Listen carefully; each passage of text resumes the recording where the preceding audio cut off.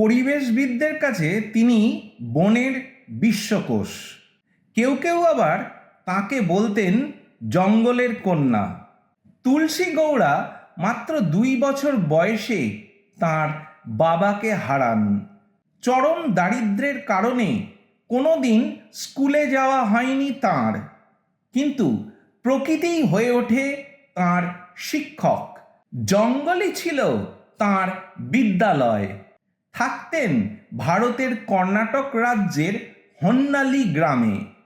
হাল্লাকি উপজাতি পরিবারে জন্ম হয়েছিল তুলসী গৌড়ার। শৈশব থেকে মায়ের সঙ্গে জঙ্গলে যেতেন। গাছ, বীজ, মাটি ও ঋতুচক্রের সঙ্গে নিবিড় সম্পর্ক গড়ে তুলে প্রকৃতির ভাষা শিখেছিলেন তিনি। বই নয়, প্রকৃতির কাছ থেকে তার শিক্ষা। কোন গাছের বীজ কখন সংগ্রহ করতে হয়, কোন মাটিতে কোন চারা ভালো জন্মাবে, এসব বিষয় তার জ্ঞান ছিল বিস্ময়কর। বন বিভাগের কর্মকর্তারাও তার দক্ষতায় মুগ্ধ ছিলেন।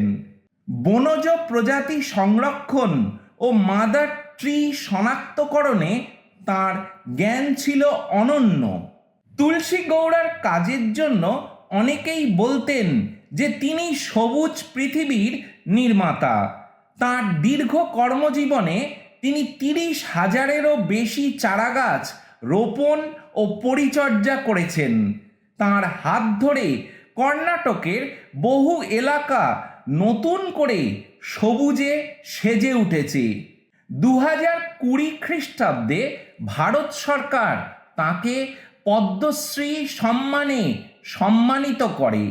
রাষ্ট্রপতি ভবনে খালি পায়ে পুরস্কার গ্রহণের সেই দৃশ্য কোটি মানুষের হৃদয় স্পর্শ করেছিল। ভালোবাসাই ছিল তাঁর প্রেরণা। পদ্মশ্রী পুরস্কার নেওয়ার সময় তিনি বলেন, আমি পুরস্কারের চেয়ে জঙ্গল আর গাছপালাকেই বেশি ভালোবাসি।